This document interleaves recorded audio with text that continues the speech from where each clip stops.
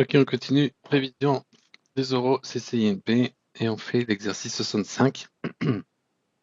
J'en ai profité pour, euh,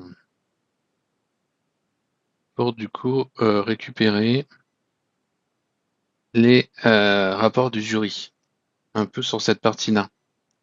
On va pouvoir regarder un petit peu. Alors, juste quelques rappels. Un polynôme, comment on a défini un polynôme? Un polynôme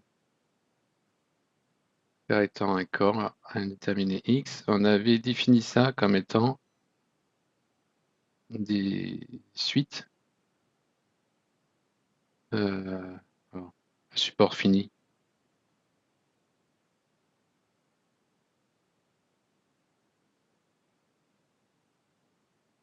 Ça veut dire qu'il y a quasiment que des zéros. C'est des suites qui, au bout d'un moment, il n'y a que des zéros. Donc si par exemple je prends la suite où il n'y a que des zéros, ça c'est le polynôme nul.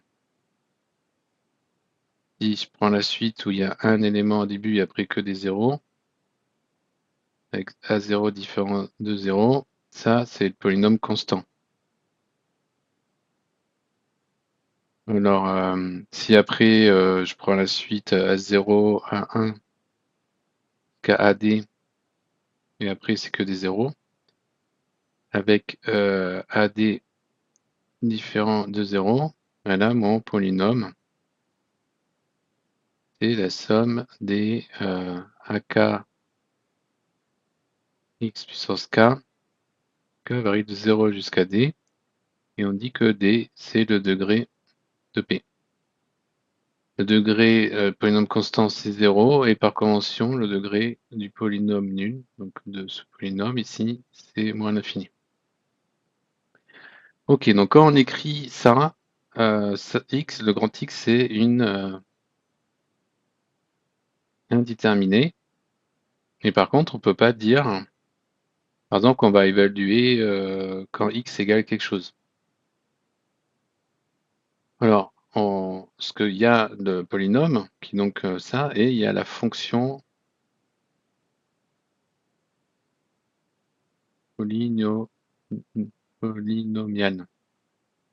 Donc la fonction polynomiale, c'est par exemple un x réel, on a que ceci, p de x, qui appartient à R.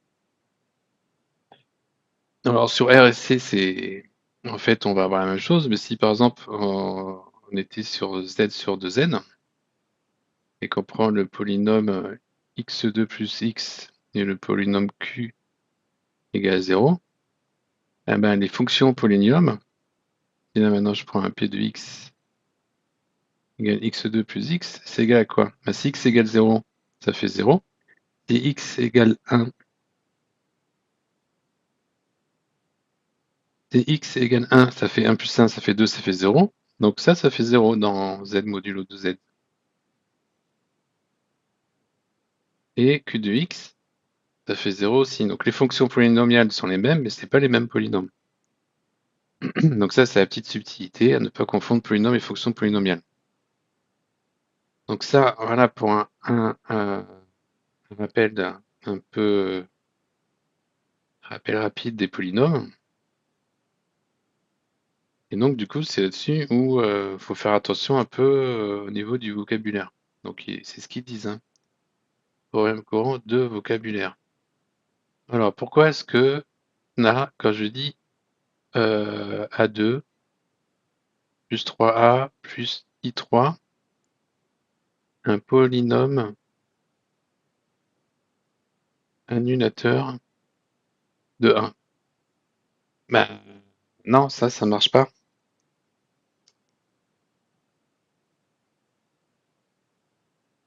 Parce qu'on imagine que A c'était une matrice. Donc ça, c'est une matrice, c'est pas un polynôme. Par contre, x2 plus 3x plus 1, ça, c'est un polynôme, l'écriture formelle d'un polynôme. Donc on peut dire ce polynôme-là est un polynôme annulateur de A. Ok? Et maintenant j'écris ça.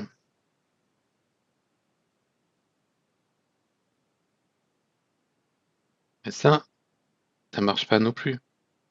Ça, c'est un polynôme, ça, c'est polynôme nul. Ça n'a pas de sens de mettre ça. Euh, ok. Donc ça, c'est un polynôme, ça, c'est une matrice. Quand on a un polynôme qui appartient donc sur un corps K, à qui on associe P de U, ça devient un endomorphisme sur E. Si U est un endomorphisme sur E. Ok?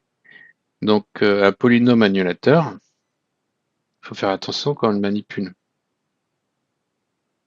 Et puis en fait, on va avoir pourquoi il y aurait le polynôme annulateur? On en a un paquet des polynômes annulateurs. Et puis dès qu'on en a un, dès qu'on a un P qui appartient à K de X tel que P de U égale 0, donc l'endomorphisme nul, eh ben, n'importe quel multiple de P est annulateur. Donc on voit bien que l'ensemble des polynômes annulateurs de U, ben, ça a une structure d'idéaux.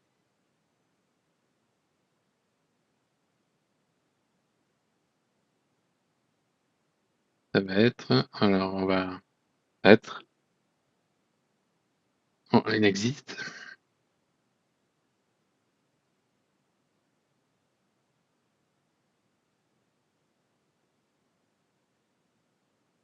P, on le prend unitaire, tel que ben, l'ensemble des polynômes annulateurs, c'est un idéal, c'est engendré, c'est tous les multiples. Donc ça, c'est tous les multiples. Tous les polynômes multiples de P. Et P, c'est le plus petit. C'est ce qu'on va appeler le polynôme minimal. Le polynôme minimal, c'est celui qu'engendre l'idéal de l'ensemble des polynômes annulateurs de U. Le polynôme caractéristique, ça c'est celui qu'on fait en calculant le déterminant. Donc, le polynôme caractéristique de la matrice A, ça va être ça. Et on sait que ça, c'est un multiple, par définition, du polynôme minimal. Et n'importe quel multiple du polynôme caractéristique va être polynôme annulateur parce qu'on sait qu'avec Cayley, avec le théorème de Cayley-Hamilton, ça nous assure que le polynôme caractéristique de A évalué en A, c'est égal à 0.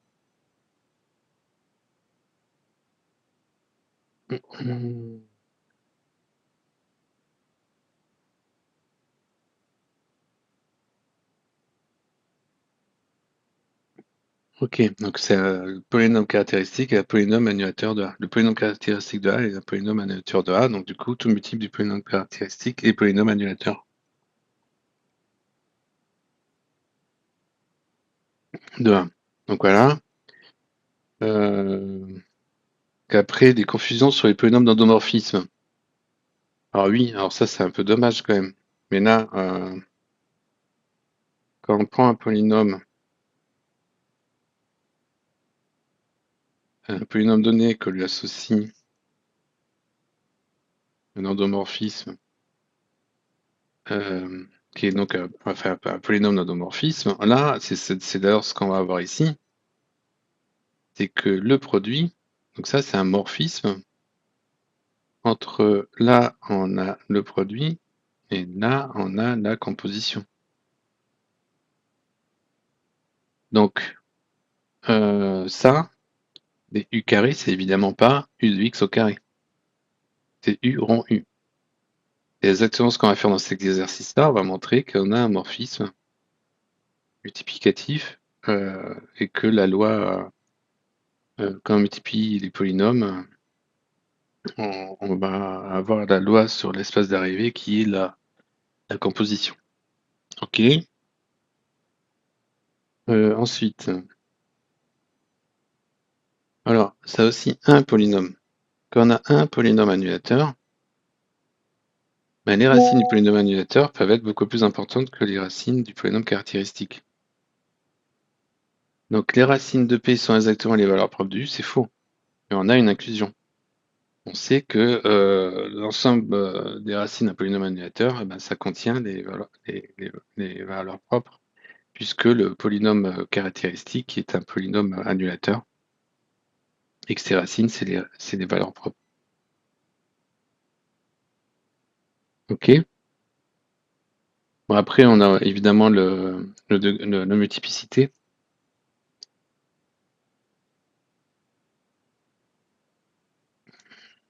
La dimension des sous-espaces propres par rapport à la multiplicité qu'on a dans le polynôme caractéristique. Ça aussi, il faut faire attention, c'est pas forcément le seul résultat qu'on a de manière générale, c'est ça. On a égalité quand c'est diagonalisable. Et voilà. Donc maintenant, on va pouvoir, après avoir fait ces petits rappels, on va pouvoir attaquer l'exercice.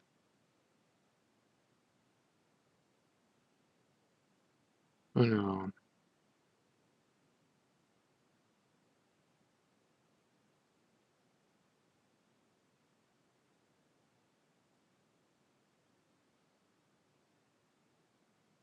voilà. Donc, allons-y. Donc, démontrer que quel que soit P et Q de polynômes, si on fait le... Ok, alors on va prendre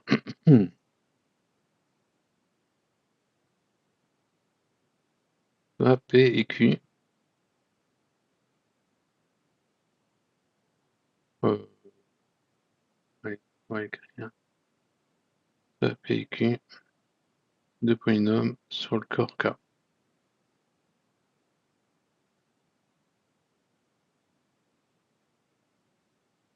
Donc du coup, il existe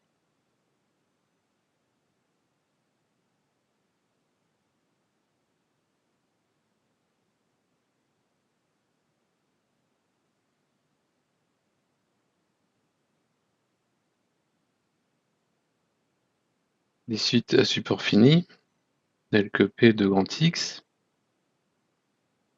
égale à la somme K varie de 0 jusqu'à D d'AKXK.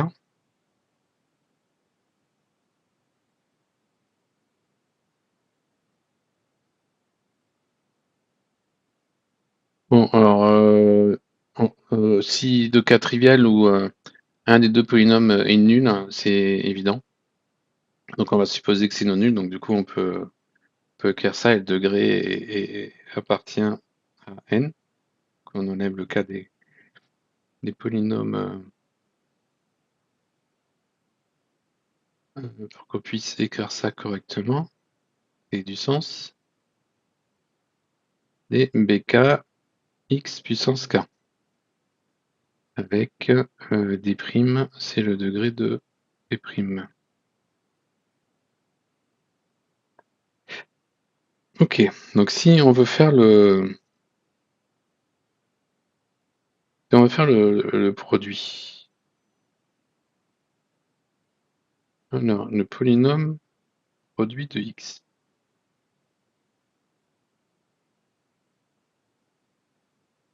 Ben, alors on va mettre du i. Quand i varie de 0 jusqu'à d,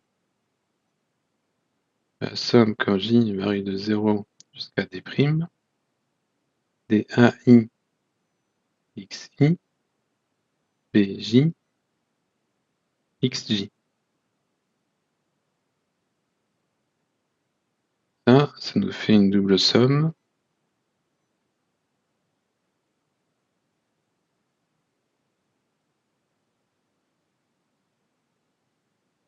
ai bj x i plus j. Ok, donc on a notre polynôme maintenant. On va donc regarder le polynôme d'endomorphisme.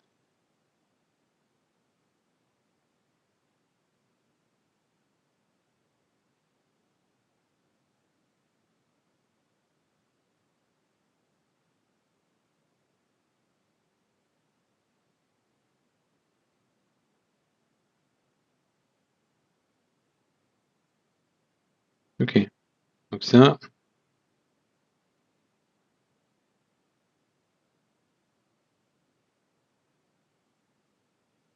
c'est le produit PQ. Alors maintenant, on va regarder de l'autre côté, c'est quoi ça? Alors,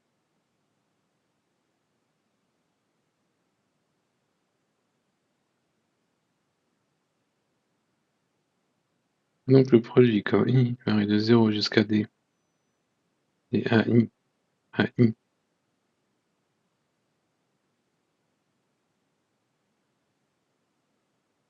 AI, UI, donc ça, c'est un endomorphisme.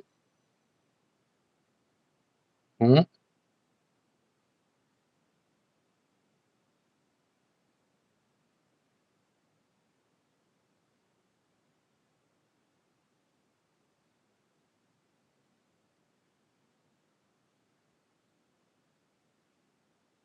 ok, donc ça, la somme quand il varie de 0 jusqu'à D, des AI, UI, de la somme, je dis varie de 0 jusqu'à D', des BJ, UJ. Comme les UI sont linéaires,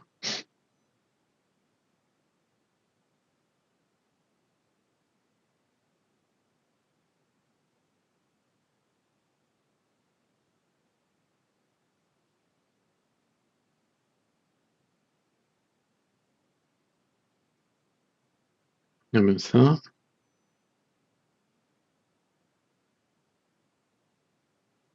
ça va me donner I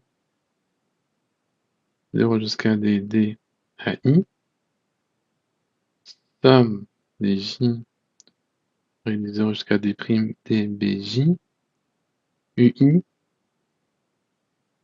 EJ.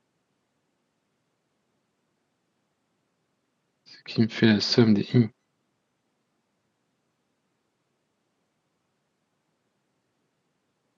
D, AI, BJ, UI, plus J.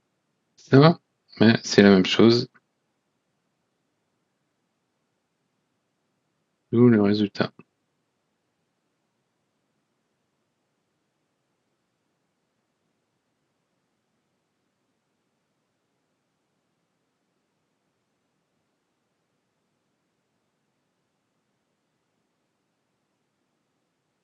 Ok,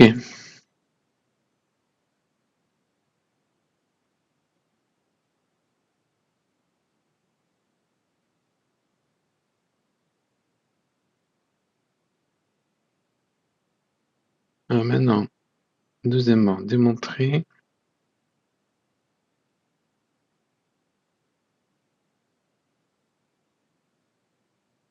Alors, si je prends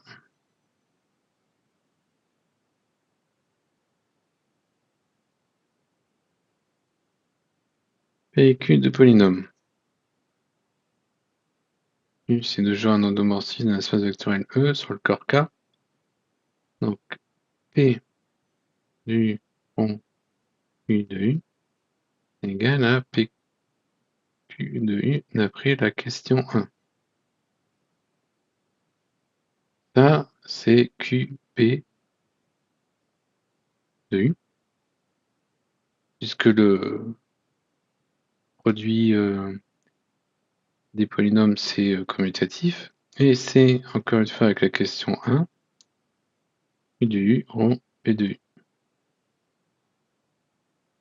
Donc, on a le résultat. Maintenant, si P est annulateur de U, donc pareil, hein, on a P et Q polynôme dans le cas de X, si P est annulateur de U, on a que P de U, c'est de l'endomorphisme nul. Ok.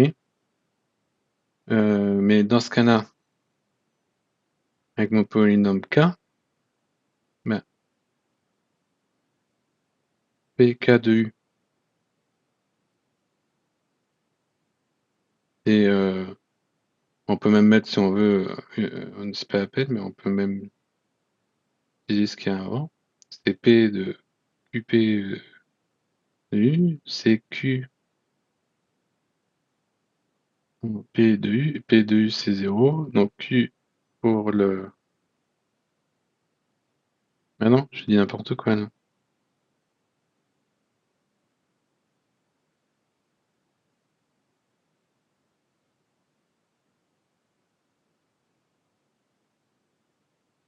Donc là, on va avoir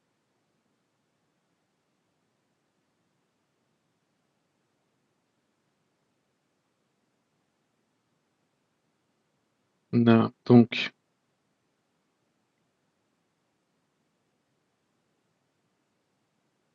ça, c'est égal à P de U en Q de U.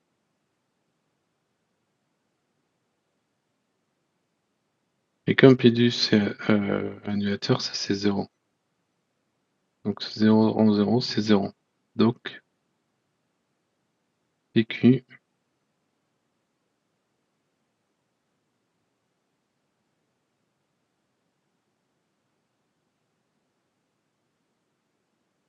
polynôme annulateur de U. Alors enfin, troisième question, on a cette matrice-là.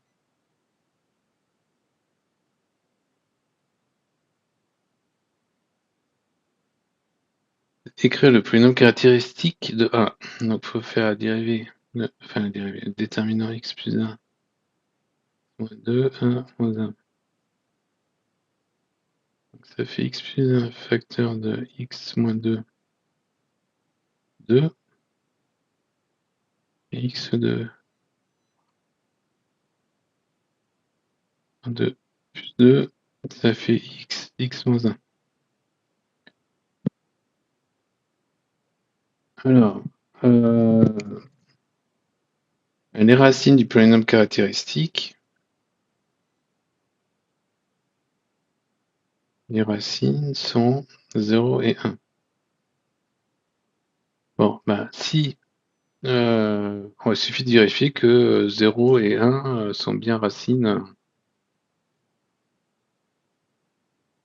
de ce polynôme, et dans ce cas-là, on pourra écrire que R est le polynôme caractéristique multiplié par Q, et donc avec L Hamilton, on sait que ça, c'est un polynôme annulateur de A, et donc du coup R sera un polynôme annulateur de A. Donc pour 1, ça fait 1 plus 2, 3, 4, moins 4, 0. Pour 0, ça fait 0, donc R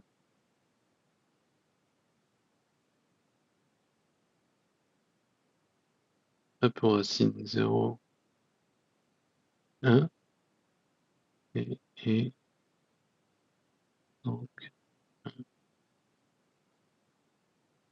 multiple du polynôme caractéristique de A.